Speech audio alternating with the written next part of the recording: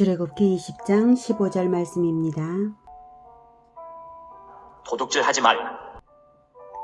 사랑하는 형제 여러분, 9월 11일 금요일 새벽 목상에 오신 것을 환영합니다. 오늘은 제8계명 도둑질하지 말라입니다. 골로새서 3장 2절에서 6절 말씀과 연관하여 묵상해 보겠습니다. 골로새서 3장 2절에서 6절 위의 것을 생각하고 땅의 것을 생각하지 말라. 이는 너희가 죽었고 너희 생명이 그리스도와 함께 하나님 안에 감추어졌습니다. 우리 생명이신 그리스도께서 나타나실 그때에 너희도 그와 함께 영광 중에 나타나리라. 그러므로 땅에 있는 지체를 죽이라. 곧 음란과 부정과 사욕과 악한 정욕과 탐심이니 탐심은 우상 숭배니라. 이것들로 말미암아 하나님의 진노가 임하느니라. 도둑질, 절도죄의 문제에서 가장 기본적인 수준에서부터 마귀의 속임수에 넘어가지 않는 것은 주인이 누구냐 하는 개념을 정확히 가지는 것입니다.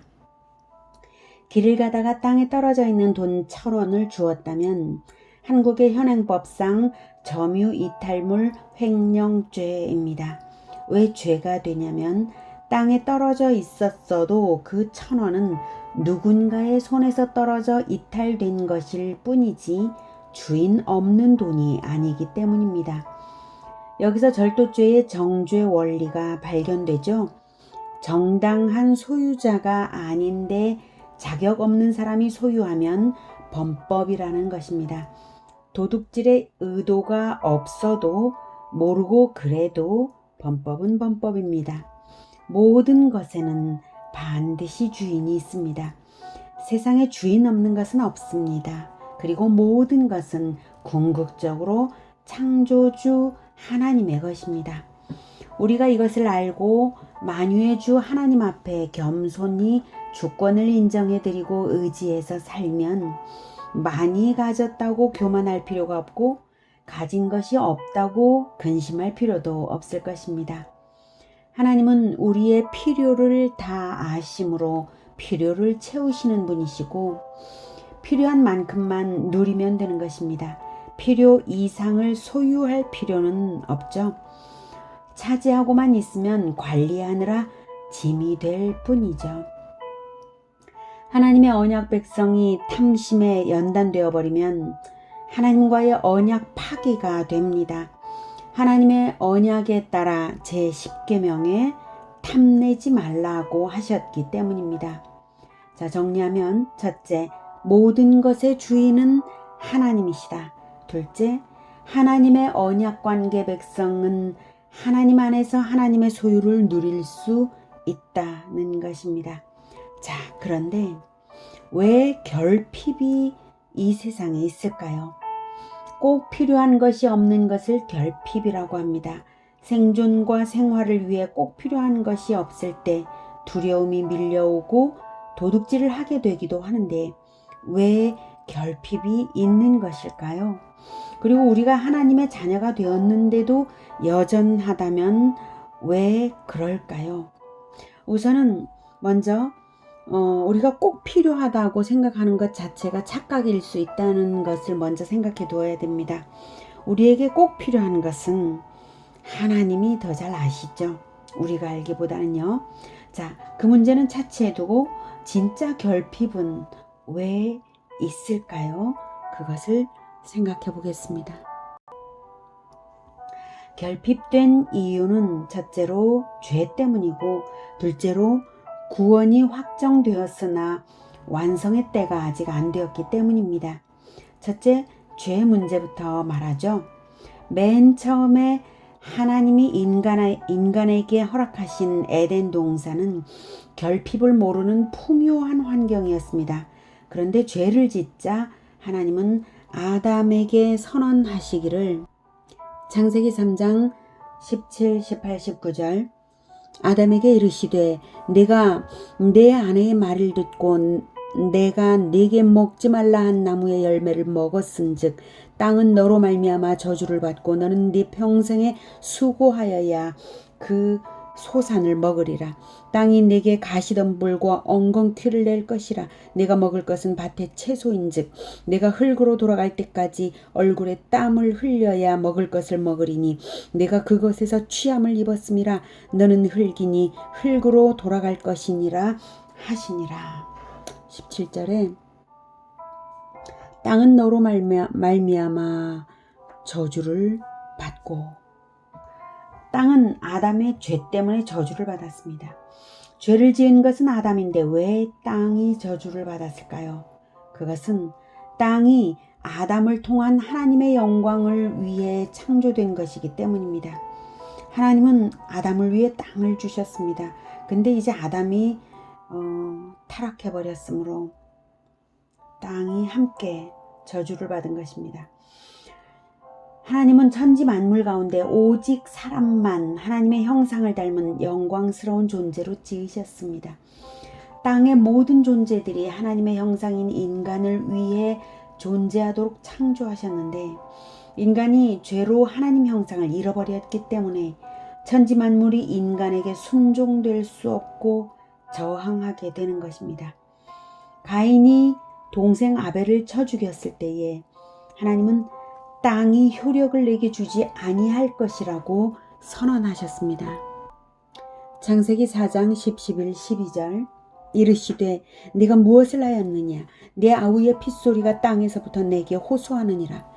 땅이 그 입을 벌려 내 손에서부터 내 아우의 피를 받았은즉 내가 땅에서 저주를 받으리니 내가 밭을 갈아도 땅이 다시는 그 효력을 내게 주지 아니할 것이요 너는 땅에서 피하며 유리하는 자가 되리라. 땅이 사람에 매였으므로 사람이 나빠지면 땅이 사람에게 저항을 해서 나빠집니다. 이때 땅이란 문자적으로 땅만을 의미하는 것이 아니라 모든 자원을 내는 자연계, 피조세계를 통틀어 말하는 것입니다. 환경이 나빠지는 데에는 영적인 원리가 근원에 깔려 있습니다. 하나님은 천지 만물을 사람을 위해 창조하셨지만 주권자는 하나님이십니다. 하나님이 왕이시고 사람은 백성이고 백성을 위해 천지 만물과 땅이 하나님으로부터 주어진 것입니다.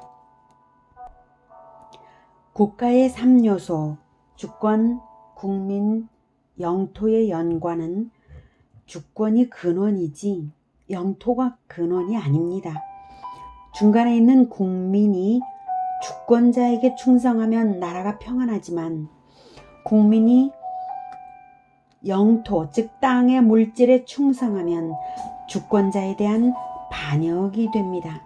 그래서 골로새서 3장 5절 탐심은 우상 숭배라고 하셨죠. 주권, 백성, 땅의 결합은 주권을 중심으로 매여야 하는 것이지 주권이 무시되면 백성이 죽고 땅도 다 잃는 것입니다. 반대로 땅의 것에 대한 탐심을 버리고 주권을 섬기며 산다면 땅의 유익을 누리게 되는 원리가 나옵니다. 첫사람 아담의 실패는 바로 땅의 것을 자기가 마음대로 가져서 주권자 행세를 하려 했다는 것입니다. 그래서 징벌로 결핍이 왔습니다. 즉 땅을 탐내어서 주권자 하나님을 배신하고 땅의 것을 섬겼더니 땅을 잃은 것입니다. 풍요한 삶의 터전 에덴을 잃은 것입니다. 하나님의 주권에 대항했으므로 아담과 하와가 천국 영토인 에덴에서 쫓겨났습니다. 그래서 하나님은 아담과 하와를 속인 원흉 마귀를 멸하는 선언을 하셨는데요. 여자의 후손이 마귀의 머리를 밟을 것이라고 하셨죠. 마귀의 머리를 밟는 것이 주권을 회복하는 것입니다. 여자의 후손의 역할은 하나님의 주권을 위하여 생명 바쳐 충성하는 것입니다. 그 일이 십자가에서 예수님이 우리 죄를 대신해서 죽으시고 부활하실 때에 일어났습니다.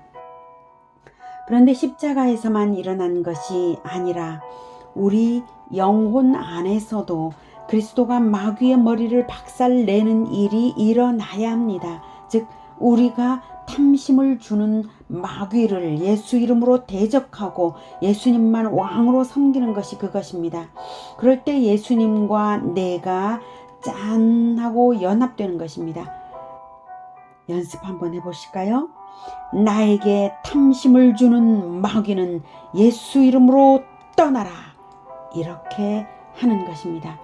그렇게 예수님과 연합된 사람들은 하나님 주권이 회복된 것이고 땅의 물질을 누릴 자격이 회복되는 것입니다. 자, 그런데요. 바로 즉각 부를 누리는 것이 아니라 과정과 단계를 거쳐야 합니다. 지금까지 설명은 죄 때문에 결핍이 왔다는 것을 말씀드렸고요. 이제 두 번째로 결핍 문제가 여전히 있는 이유는 우리는 완성된 천국에 들어온 것이 아니라 천국 건설의 과정에 우리가 들어왔다는 사실입니다. 과정상의 문제예요. 마귀에 대항하여 싸우는 예수님의 군대로 들어온 것이죠. 말하자면. 그러니 이 싸움이 진행되는 동안에는 아직 완성된 것은 아닙니다. 천국이 완성되는 때는 예수님이 다시 오실 재림의 때입니다. 그때의 싸움이 승리로 끝나고 마귀는 영원한 불못에 들어가고 우리는 각자의 실천에 따라 상을 받습니다. 상의 크기는 실천에 따라 다릅니다. 그때부터가 바로 소유를 영원히 누리는 시점입니다. 하나님의 주권이 높여지고 백성들의 구원이 완성되고 새 땅이 주어집니다. 천지 창조 때에 하나님은 땅을 먼저 만드시고 백성인 아담을 그 다음에 만드시고 백성과 주권자 하나님과의 언약을 세우셨습니다. 땅, 백성, 주권 순으로 세우셨는데요. 인류를 다시 구원하시는 재창조의 과정은 땅, 백성, 주권이 아니라 주권, 백성, 땅 순으로 세워가십니다. 주권자이신 예수님이 먼저 오셔서 십자가와 부활로 구원 사역을 이루시고, 즉 주권이 먼저 세워지고 다음 복음이 온 세계에 전파되어 예수님을 영접하는 백성들이 충만해지고, 두 번째 백성, 마침내 구원받을 백성이 다 들어왔을 때에 새 하늘과 새 땅이 드디어 주어져서 구원이 완성됩니다. 이렇게 주권, 백성, 땅 순으로 세워가십니다. 요한계시록을 볼게요. 요한계시록 20장 10절, 또 그들을 미혹하는 마귀가 불과 유황못에 던져지니 거기는 그 짐승과 거짓 선지자도 있어 세세토록 밤낮 괴로움을 받으리라. 그래서 마귀와 마귀 편의 악한 지도자들, 거짓 선지자도 있죠. 지도자들에 대한 심판을, 최후의 심판입니다.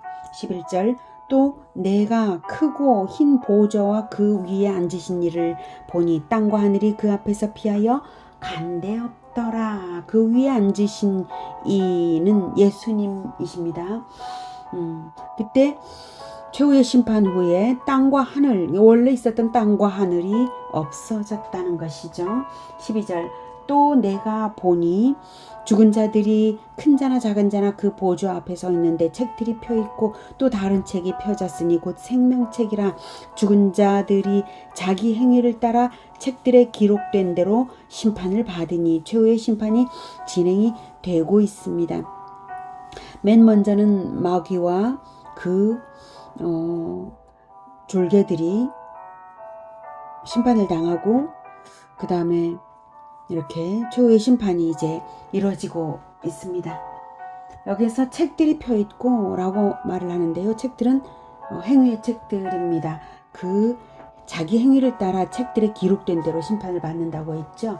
그리고 여기서 곧 생명책이라 나오는데요. 그 생명책은 바로 영생을 얻은 자의 계보입니다. 13, 14, 15절 계속 보면 바다가 그 가운데에서 죽은 자들을 내주고 또 사망과 음부도 그 가운데서 죽은 자들을 내주매 각 사람이 자기의 행위대로 심판을 받고 사망과 음부도 불못에 던져지니 이것은 둘째 사망 곧 불못이라. 누구든지 생명책에 기록되지 못한 자는 불못에 던져지더라. 그러니까 생명책에 기록된 자는 불못에 빠지지 않는 것이죠. 영적으로 살아있는 자는 심판이 면제됩니다. 이렇게 하고서 21장 1절 또 내가 새 하늘과 새 땅을 보니 처음 하늘과 처음 땅이 없어졌고 바다도 다시 있지 않더라. 자, 이렇게 심판주 예수님이 주권자이시고 생명책에 기록된 사람들이 예수님의 백성들이고 새 하늘과 새 땅이 최종적으로 주어졌습니다. 주권, 백성, 땅 순으로 회복이 되었죠. 이제 드디어 영원한 천국이 완성된 순간입니다. 사람들이 20장 13절에 행위대로 심판을 받았지만 생명책에 기록된 사람들은 불못에 들어가지 않았습니다. 이 생명책은 바로 요한계시록 13장 8절에서 말하는 어린 양의 생명책입니다. 예수님의 십자가 대속의 원리대로 믿고 살아가는 사람들의 이름이 기록된 책입니다. 그러니 믿음을 지키면 천국을 상속받는 것입니다. 믿음을 지키는 자는 결코 흉악하거나 살인하거나 간음하지 않고, 믿음을 지키는 자는 결코 점을 치거나 우상숭배하거나 진리를 받고 거짓말을 하지 않습니다. 여기 도둑질 말은 없지만 우상숭배를 하지 않는다. 우상숭배가 바로 도둑질이 포함되어 있습니다. 성경에 탐심은 우상숭배라고 말씀하셨습니다. 믿음을 지키는 자는 결코 도둑질을 할 수 없습니다. 자, 이제 우리는 예수님을 믿는 하나님의 언약 백성이니 새 하늘과 새 땅에 영주할 거주권자가 되었습니다. 그런 우리가 이 낡은 땅의 것을 탐내어 도둑질을 함으로써 언약이 파기되어 천국 시민권을 잃는다면 얼마나 어리석은 것입니까? 어리석은가 지혜로운가는 그 사람의 마음의 눈으로 코앞을 보는가 먼 미래까지 내다보는가에 달렸습니다. 가장 지혜로운 사람은 영원을 내다보고 예수님의 재림 결산의 날에 받을 것을 내다봅니다. 지혜로운 사람은 지금 당장만 좋아 보이는 것에 현혹되어서 영원한 미래를 멸망으로 밀어넣지 않습니다. 오히려 미래에 받을 기업에 마음을 둡니다. 이것을 마음에 새겨 두십시오. 총체적 자원인 땅은 주권자 예수님이 언약 백성에게 제공하십니다. 둘째로, 주권자의 십자가 원리대로 대가를 치른 것에 따라 보상, 새하늘과 새 땅의 보상을 받습니다. 셋째로, 생명책은 구원받은 자들의 계보이며 최후 심판 때의 결산 자료가 됩니다. 넷째로, 이 땅에서도 주권자의 제자들은 전권대사로서 자원을 제공받습니다. 이 소망을 가슴 가득 품은 사람은 고난이 두렵지 않고 가난이 겁나지 않고 탐심이 버려지고 근심이 사라집니다. 이 소망을 위해 실천하는 사람은 하나님이 평안케 하시고 돌보시고 채우십니다. 그래서 모험적인 인생인 것 같지만 가장 보장된 인생입니다. 가장 어리석은 사람은 이 땅에서 탐심으로 재물을 쌓아두는 사람입니다. 이 땅에 쌓아두느라 수고만 할 뿐이고 간수하느라 근심하고 짐스러울 뿐 유익은 별로 없습니다. 많이 가져봐야 하루 10끼 먹는 것도 아니고 자식에게 물려줘봐야 상속재산이 행복을 보장하는 것도 아닙니다. 가장 지혜로운 사람은 자기가 가진 자원을 잘 활용해서 천국 건설을 하는 사람입니다.